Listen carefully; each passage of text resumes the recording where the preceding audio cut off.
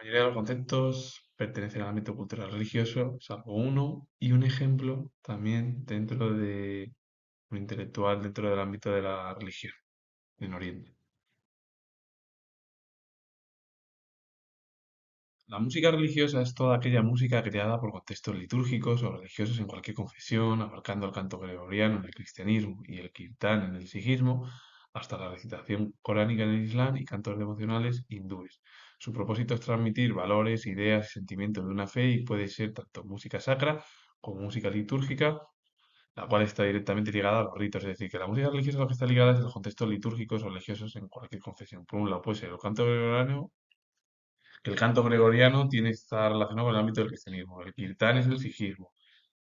La recitación coránica es el Corán, el Islam. Los cantos devocionales hindúes, también el hinduismo, el budismo, todo ello.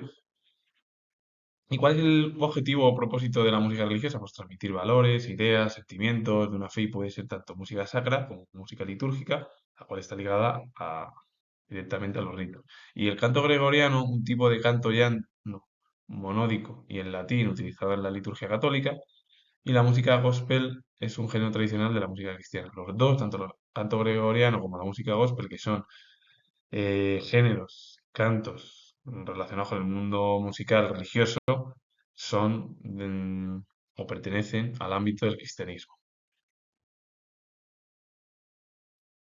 Los cantos guturales y los cuencos cantorales utilizados para calmar la mente y concentrarse en la meditación. Este término pertenece al budismo. Los cantos devocionales, acompañados por instrumentos como el tabla y el sitar, son que pertenecen al hinduismo. La recitación coránica, la forma musical para recitar el libro sagrado del Islam, que es lo que pertenece al Islam, valga la redundancia, y el kirtán, música que ayuda a los practicantes a conectar con las enseñanzas religiosas y la divinidad. Y esto pertenece al sijismo, es decir, que los cuatro conceptos, los cantos guturales y los cuencos cantores, son, o bueno, cinco, son conceptos al final que, por ejemplo, el primero, los cantos guturales y los cuencos cantores pertenecen al budismo. Y el objetivo al final de ambos es los cantos guturales, los cuencos cantorales, calmar la mente, concentrarse en la meditación, pertenecen al budismo, los cantos devocionales acompañados por instrumentos como el tabla y el sitar, pertenecen al hinduismo, la recitación coránica, la forma musical para recitar el libro sagrado del Islam, pertenece al Islam, la religión islámica, y el kirtan es la música que ayuda a los practicantes a conectar con las enseñanzas religiosas y la divinidad. Y este concepto del kirtan pertenece al sijismo, que lo voy a explicar también en los siguientes conceptos que voy a hablar. La música sacra es la tradición de la música occidental. La música sacra también se la conoce como música sacra y en ocasiones, según la función y el contexto, como música litúrgica. Es toda aquella música que se ha concebido para cantarse, tocarse o interpretarse en los contextos litúrgicos. La música sacra es toda la tradición del mundo occidental, que se la denomina aparte de música sacra, como se la conoce, es también música litúrgica. Y la música sacra, la música litúrgica, es toda aquella música que se ha concebido para cantarse, tocarse o interpretarse en los contextos litúrgicos.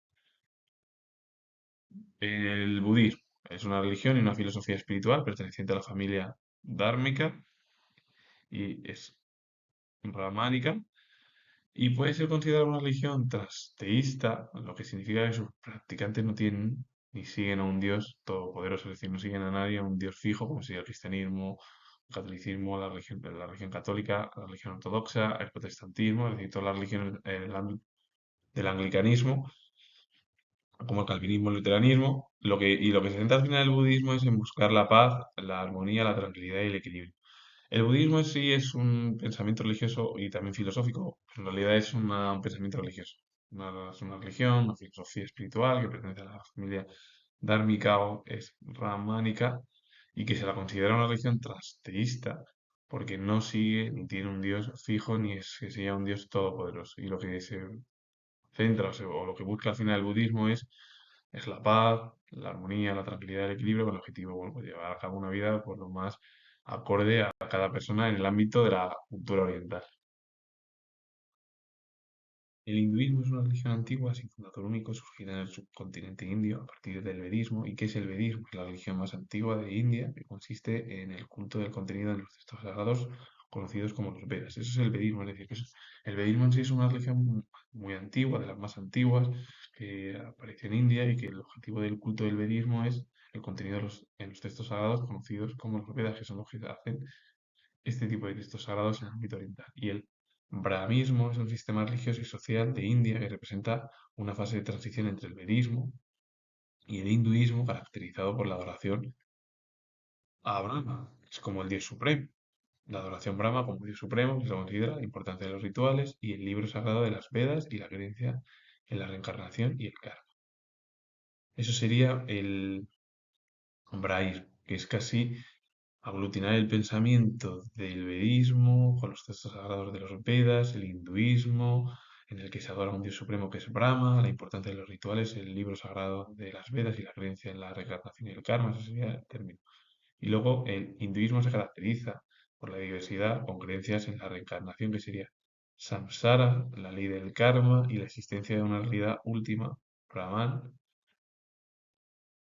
Y bueno, su práctica implica vivir de acuerdo al Dharma, que es deber correcto, y busca la moksha, que es la liberación del ciclo del renacimiento a través de una variedad de filosofías, rituales y devociones a diferentes divinidades como Vishnu, Shiva y Devi. Es decir, el hinduismo en sí lo que busca al final es casi la creencia de la reencarnación, la ley del karma, la existencia de una realidad última, que es el Brahman, que es el Dios supremo, como habla, por ejemplo, en el Brahmismo, que la adoración a Brahma es el Dios supremo a partir de ahí. Luego el problema es que como el hinduismo lo que se implica es vivir de acuerdo al Dharma, que es el deber correcto, también lo que busca es el moksha, la liberación del ciclo del renacimiento, y luego a través de una serie de variedades filosóficas, rituales, devociones de diferentes divinidades como el Vishnu, Shiva y Devi, es lo que une pues, el pensamiento prácticamente como el budismo, que lleva a cabo pues, ese tipo de religión y a la vez filosofía, pero con los tintes espirituales y religiosos, que es lo que tiene mayor presencia en el mundo oriental. El sijismo es una religión monoteísta que fundó Guru Nanak a finales del siglo XV en la región de Punjab. Sus seguidores se los conoce como los Sikh, que creen en un solo Dios, la igualdad entre todos los seres humanos y se rige por las enseñanzas del libro sagrado Guru Granth Sahib. Y la práctica de la religión se basa en tres pilares: la meditación, Nam, Hana, el trabajo honrado, Dharan di Kirat Karni, y por último, dos conceptos más: la generosidad, la caridad también, que es Banke Chana. El sijismo en sí fue fundado por Guru Nanak, que voy a hablar en la próxima diapositiva de él. Se fundó en el siglo XV en la región de Punjab. Los seguidores se les conocen como los Sikh. Ellos creen en un solo Dios, en la igualdad entre todos los seres humanos y se rigen las enseñanzas del libro sagrado Guru Granth Sahib, que es muy parecido a la religión católica, a la religión ortodoxa, a todo el ámbito del anglicanismo, el protestantismo y el luteranismo y el calvinismo. Y a partir de ahí, las tres conceptos o pilares que se basa este tipo de religión, como la gran mayoría de los pensamientos religiosos, es la meditación, el trabajo honrado, la generosidad y la caridad, como los cuatro conceptos más importantes del propio sijismo. Como he hablado de la teoría positiva, Guru Nanak Dev fue el fundador del sijismo y el primero de los 10 sijes. No solo fue reverenciado por los sijes, sino también por los hindúes y los musulmanes en Punjab, y por todo el subcontinente indio en lengua panjabí. La obra es Habib Sahib de 1104, que es póstumamente, pero bueno, fue el que fundó el término del sijismo, del kirtán también, y fue de los 10, el primero de los 10 sijes. No solo fue reversionado, es decir, que lo fue por los sijes, que es el sijismo, sino por otro tipo también de religiones como los hindúes, los musulmanes en Punjab, y bueno, gran parte también de este tipo de religión se extendió por el subcontinente indio en lengua panjabí.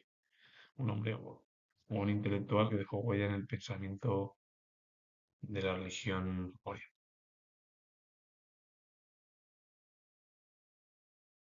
Por último, un concepto en el ámbito occidental. El realismo decimonónico fue un movimiento artístico y literario del siglo XIX que buscaba la representación fiel y objetiva de la realidad contemporánea a través de la observación minuciosa y el detallismo en las descripciones.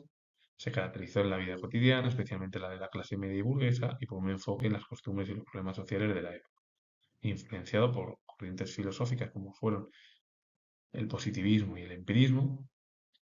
Y bueno, autores que destacaron en Francia fue Flaubert, Stendhal, eh, Balzac, o incluso en España fue Pérez Galdós, Clarín, Emilia Pardo Bazán, que son los principales ejemplos dentro de este tipo de movimiento. Por ejemplo, el naturalismo, que fue de Zola, el teórico francés, escritor, que fue además escritor, Émile Zola, fue el que influyó mucho luego tardíamente a otros escritores, e incluso escritoras españolas, como fue Emilia Pardo Bazán, que Emilia Pardo Bazán estuvo entre el realismo y el naturalismo. Y los tres que he nombrado, Pérez Galdós, Clarín y bueno, sobre todo Emilia Pardo Bazán, fueron importantísimos en esta corriente que surgió en la segunda mitad del siglo XIX, que fue bueno, pues en 1848 en Francia, y a partir de ahí en Francia surgió y se extendió por el resto del continente europeo. Y con ello finalizo. Comentar que su historia se ha puesto este vídeo relacionado con la gran mayoría de los conceptos en el mundo oriental y religioso, con tintes religiosos, y el último concepto en el ámbito occidental, con un ejemplo también dentro de la religión en Oriente. Darle a like, suscribiros, comentar y repito de nuevo, si nos vemos en el próximo vídeo.